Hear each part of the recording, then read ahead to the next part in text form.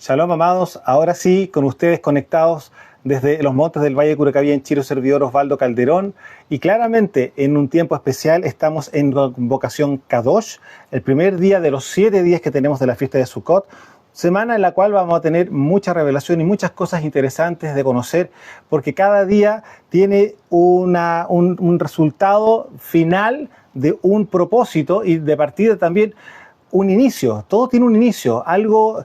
Dios, no solamente el Padre entrega este mandamiento para conmemorar justamente el tiempo que nos hizo habitar en su casa, ¿no es cierto? En una casa temporal, ¿no es cierto? En el desierto, sino que esto viene de antes, que también lo vamos a revisar más adelante. Y también vamos a revisar el último día. Recordemos que son 7 días los que tenemos de fiesta, ¿no es cierto? Más una santa convocación, una convocación Kadosh, el 8º día. También vas a hablar del 8º día y vamos a entender por qué fue un 8º día, algo que el sistema religioso no lo tiene. Y recordando una cosa también, no menos importante, que estamos también en un tiempo de restauración de todas las cosas y también implica justamente el calendario lunar, el original que el Padre estableció para cada uno de su pueblo de Israel. Ahora, esta fiesta, yo pregunto, ¿cuántos entienden que Mashiach también vivió literalmente todas las fiestas? Que es lógico, ¿no es cierto? O sea, él es la Torá viviente, por lo tanto, él iba a cumplir no solamente con los preceptos que él mismo estableció siendo Elohim, ¿no es cierto? Sino que también estaba fiscalizando hasta qué punto estaban haciendo las cosas conforme a la voluntad de él, a la voluntad del Padre. Entonces, vamos a revisar en un pasaje de la Escritura, que hoy día eso es lo que vamos a revisar. En Juan capítulo 7 vamos a ver que aquí está la fiesta de Sukkot y vamos a ver 2 intervenciones que nuestro rey, Yeshua HaMashiach, hizo durante esta semana. Hablemos de semana de estos 7 días. Y vamos a partir con el verso 1 de Juan 7, dice así: después de estas cosas andaba Yeshua en Galilea, pues no quería andar en Judea porque los judíos procuraban matarle. Estaba cerca la fiesta de los judíos, la de Sukkot. Yo aquí quiero detenerme un momento y poder explicar por qué Juan dice la fiesta de los judíos, la de Sukkot. Porque recordemos que Jeroboam, cuando vino la división del pueblo de Israel después del gobierno de Salomón, y se divide en 10 tribus, la casa de Israel, y las 2 tribus que restantes, ¿no es cierto?, Judá con Benjamín, que vendría siendo la casa del sur o la casa de Judá. Resulta que, recordemos que Jeroboam cambió las fechas de las fiestas para que efectivamente no se fueran todos a congregar, porque él bien sabía que había que subir 3 veces a Jerusalén y no quería que justamente el rey de Judá quedara con el pueblo que él supuestamente iba a gobernar. Por lo tanto, él cambia la fiesta, él le hace fiestas y él levanta otro sistema religioso, literalmente hablando, en el norte de Israel y operaba en otras fechas. Entonces, Juan, ¿dónde vivía? ¿De dónde vienen los 12 Talmidim o bien los 12 apóstoles el día de mañana? ¿No es cierto? Vienen de la zona norte. Ellos eran justamente la región del mundo, eran gentiles. Recuerden que la Escritura dice claramente Galilea de los gentiles. Y claramente en la zona de Galilea, donde todos ellos estaban, claramente que todos trabajando en el ámbito marítimo, recordemos que la mirada que ellos tenían era hacia el sur y miraban la fiesta de los judíos, porque eran de la tribu de Judá. Nosotros que somos gentiles, tenemos otras fechas puestas por Jeroboam, inclusive yo creo que hasta ya esa fecha, muchas de las fiestas quizás ni siquiera se vivían.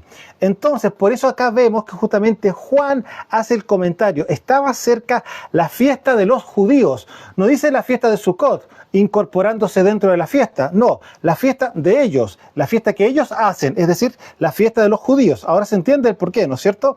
Y le dijeron sus hermanos, sal de aquí y vete a Judea, los hermanos de Yeshua, en su casa, y le dijeron sus hermanos, sal de aquí y vete a Judea para que también tus talmidim vean las obras que haces.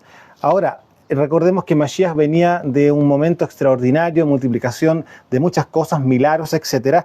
Y es por eso que sus hermanos biológicos, los que tenía conjuntamente también más sus hermanas, que también están incluidas, un total, no sabemos el total, podrían haber sido 6 hermanos más, porque hay nombres de los hermanos y habla de hermanas en plural, o sea, es decir, no hay una hermana, sino que mínimo eran 2.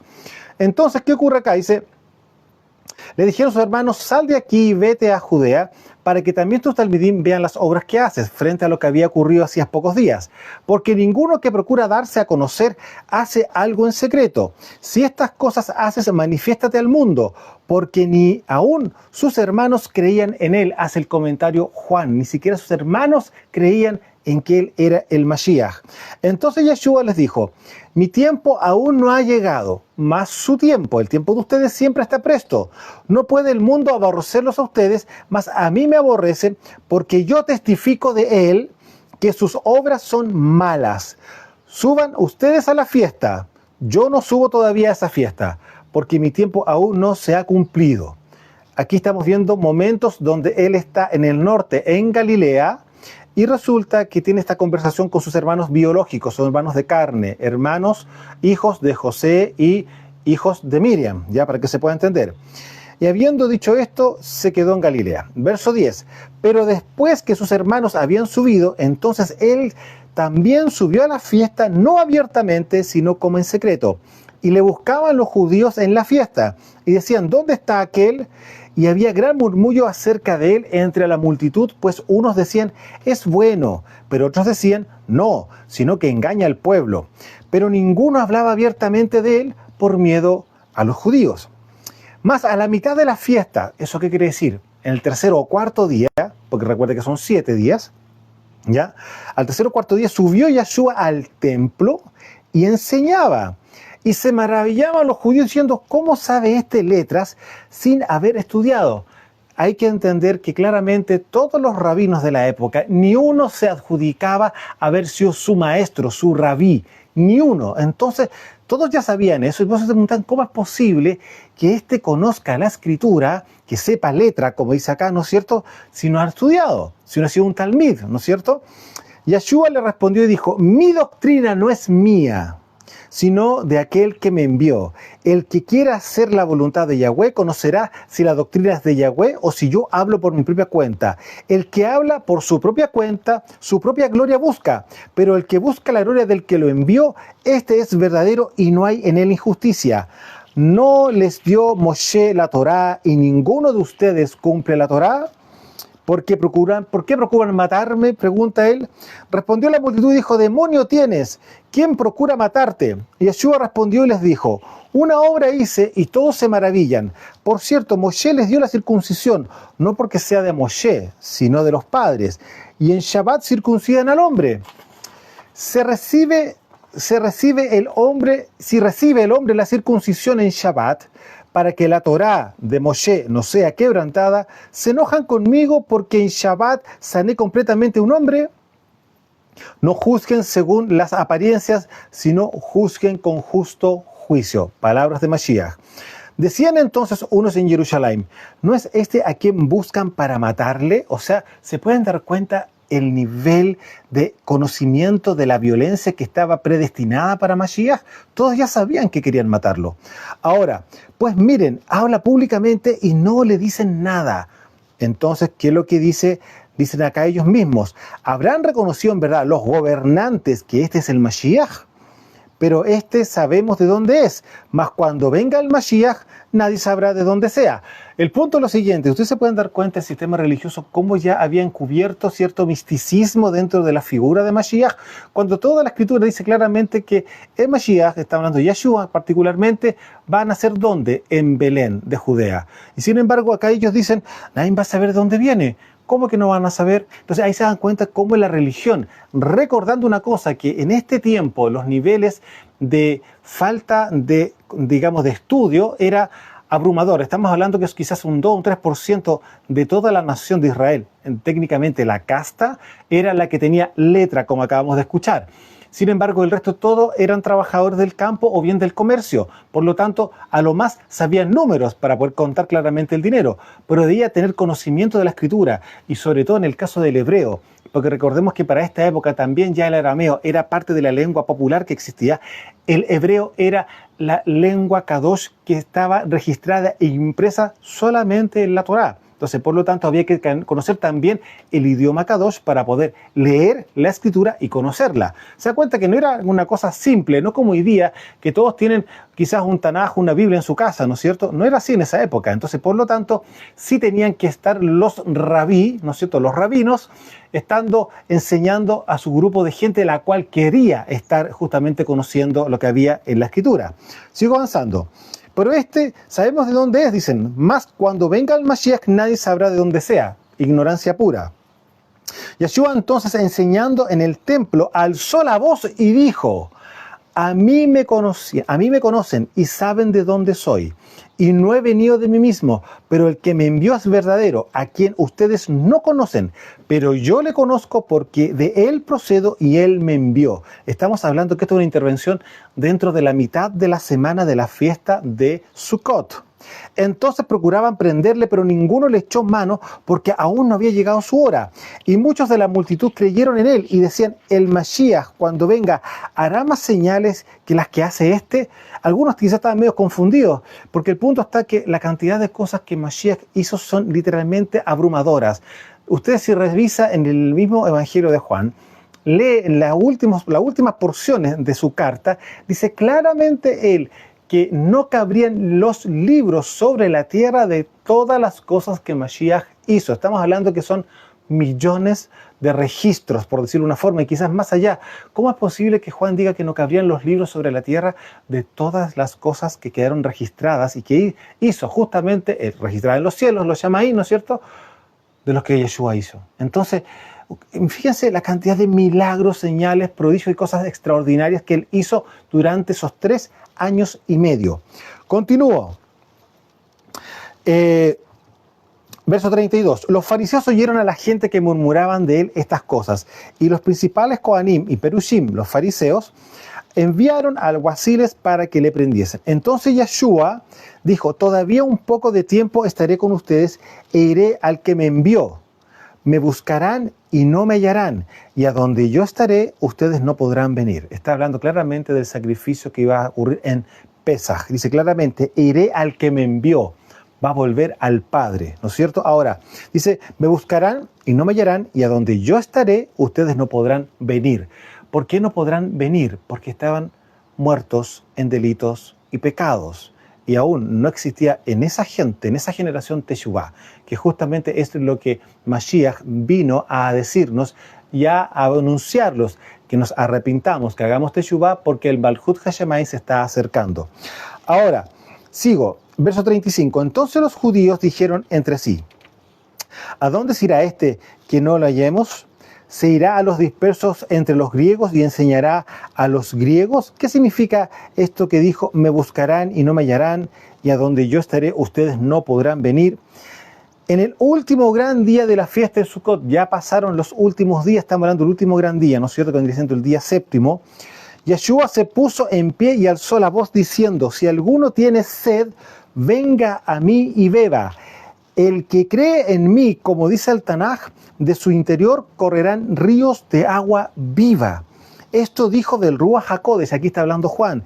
Esto dijo del Ruach HaKodesh que habían de recibir los que creyesen en él, pues aún no había venido el Ruach HaKodesh, porque Yeshua aún no había sido glorificado. Yo le pregunto, ¿ustedes entienden lo que acaba de decir acá Yohanan, ¿no es cierto? Dice que hablaba del Ruach, pero el punto dice que acá, que como dice el Tanaj, el que tiene sed venga a mí y beba. Veamos qué es lo que dice el Tanaj, y claramente lo encontramos, por supuesto, porque son palabras proféticas en Isaías capítulo 44, verso 3. Escuchemos lo siguiente a través de Isaías 44, verso 3. Porque yo derramaré agua sobre el sequedal. ¿Cuáles son esas palabras que está diciendo el Padre? Está hablando sobre Israel. Yo derramaré agua sobre Israel, sobre el sequedal, y ríos sobre la tierra árida.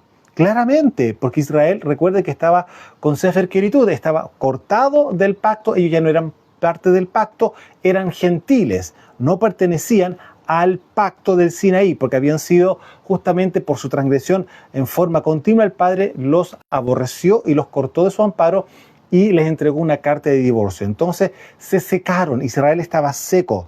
Entonces, y ríos sobre la tierra árida, mi ruaj derramaré. sobre tu generación. Está hablando claramente con respecto a Israel, ¿no es cierto? Y mi bendición sobre tus renuevos, y brotarán entre hierbas como sauces junto a las riberas de aguas.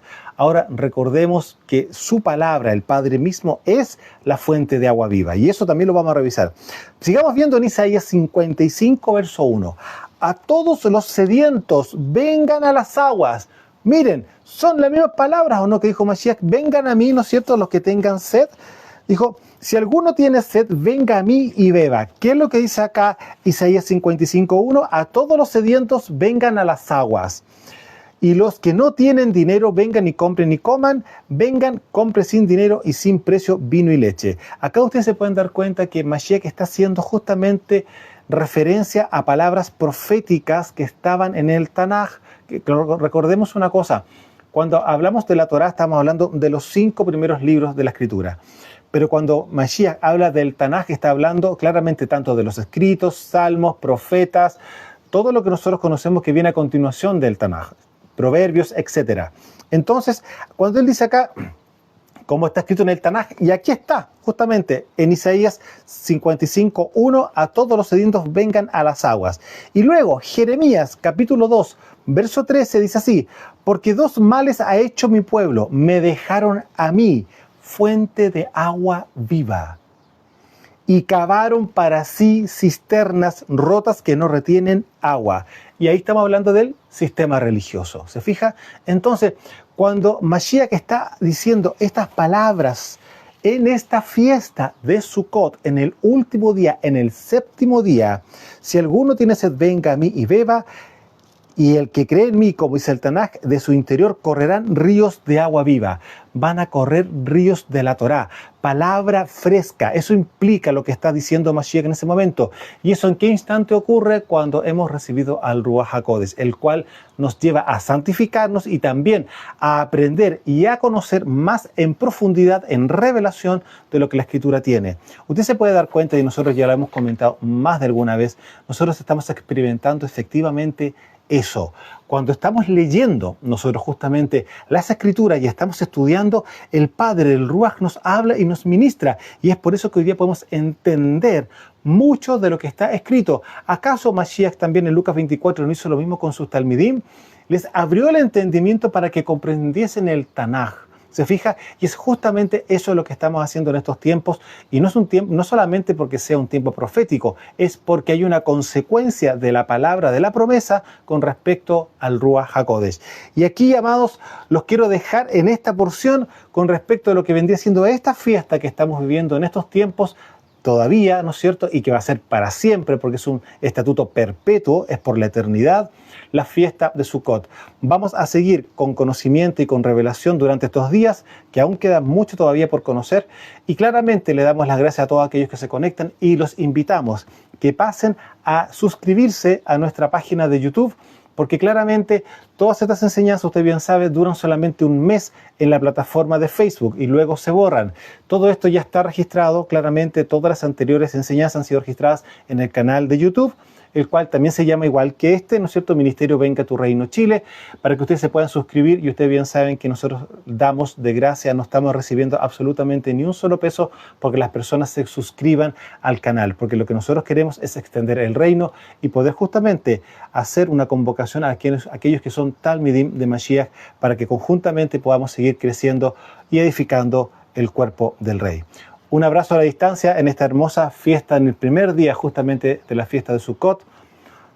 ¿Cómo se dice en hebreo, no es cierto? Chag Sameach, ¿no es cierto? En Sukkot. Shalom.